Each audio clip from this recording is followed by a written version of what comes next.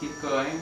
And so this is a gallery sort of referencing kind of the legacies of pop art, Marcel Duchamp. This piece in the middle is a Boîte en Belize by Marcel Duchamp, where he kind of did a small retrospective of his work in the 60s and showed reproductions of all his work in a folding box, and kind of putting that next to these Andy Warhol Brillo boxes and Del Monte fruit boxes. And can we go to the next slide? And also in the room is that Isildo Meirelles is a very interesting artist from Brazil, from Rio.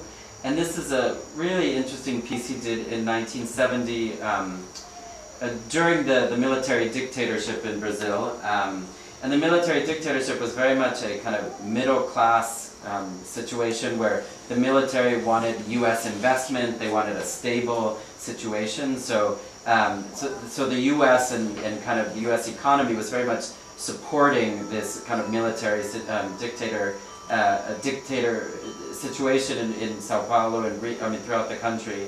And what he did, Isildo, he put messages on these glass bottles, like "Yankees go home," or how to make a a bomb, or like these small little notes, kind of subversive notes. And he put them on the glass bottles of Coca-Cola that at that time, they were circulated and they were put into circulation. You could put this bottle and it would be cleaned and reused and recycled.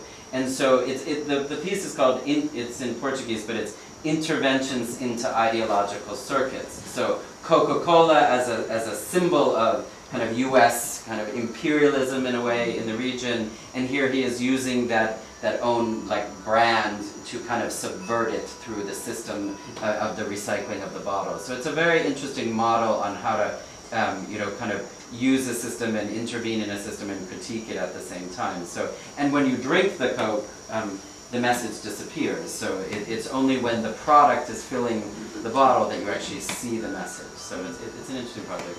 And then this is Josephine Maxepper, a German artist, but working in New York. And she does, there's a couple pieces in here, but her piece is kind of this mirrored surface that's referencing kind of store displays, like where you'd see fancy shoes or a bag or something. And she's using all these found materials, and she's quite politicized. She talks a lot about, in this case, this is a piece that's really addressing kind of the relationship between U.S. interests in oil and warfare. This T-shirt says, "If you love your freedom, thank a vet."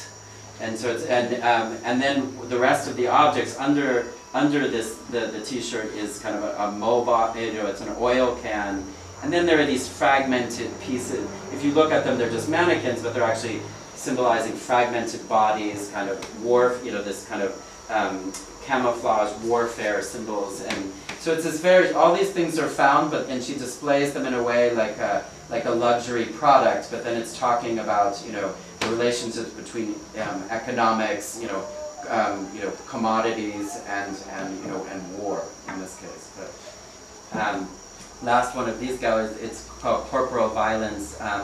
And this is sort of mixing works that talk about from South America and North America, so addressing the tortured, disappeared, fragmented body, and kind of different works. Can you go to the next slide? This is a kind of mural-sized work by Faith Ringgold. She painted this in the 60s when there were all these race riots going on in the United States. And kind of recording this violence, very much influenced by Picasso, by Guernica.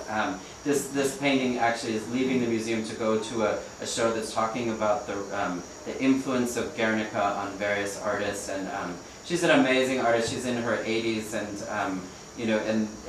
this body of work is called the American People series, and she was really kind of documenting the racial violence in the U.S. at that time.